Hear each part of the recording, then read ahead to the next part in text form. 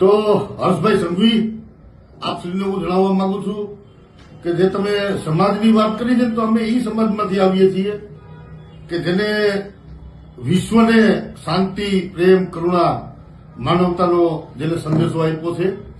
અને ત્યાંથી જો આગળ હાલીએ તો ડોક્ટર બાબા સાહેબ આંબેડકર કે જેને એમ કીધું કે અમે પહેલા પણ ભારતીય છીએ અને અંતે પણ ભારતીય છીએ. નો ડાઉટ આપનું રાજકીય રોટલા જે શેકવાના હોય એના અમે અમને કોઈ વાંધો નથી, પરંતુ જે તમે સમાજના જે સંસ્કારો આપ્યા ને તો એ સમાજના સંસ્કારો અમે આ ધરતીમાં સિંચ્યા છે.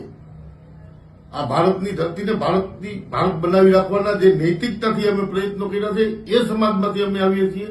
અને એટલે જ એ સંસ્કારોને લઈ અને બુદ્ધને લઈ અને ક્યાંક ડ્રગ્સ વેચાતા હોય, ક્યાંક દારૂ વેચાતા હોય કે ક્યાંય એવી અનિચ્છનીય બનાવો બનતા હોય છે એનો અમે વિરોધ કરતા હોઈએ છીએ અને ખુલ્લેઆમ વિરોધ કરતા છે.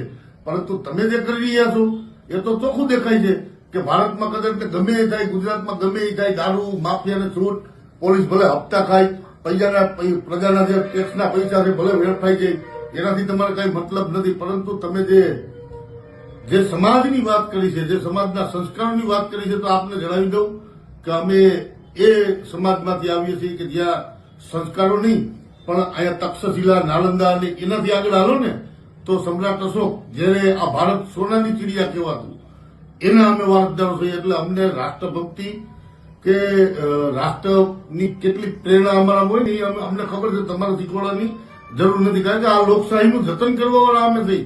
આ દેશને જો આવડી મોટી વિશ્વની લોકશાહી આપી હોય ને એના વારસદારો છીએ. એટલે અમારા સમાજમાં તમે ગયા એ બહુ ખોટું કર્યું છે. આનો તમારે વહેલી તકે જવાબ આપવો પડશે ને આપવો પડશે.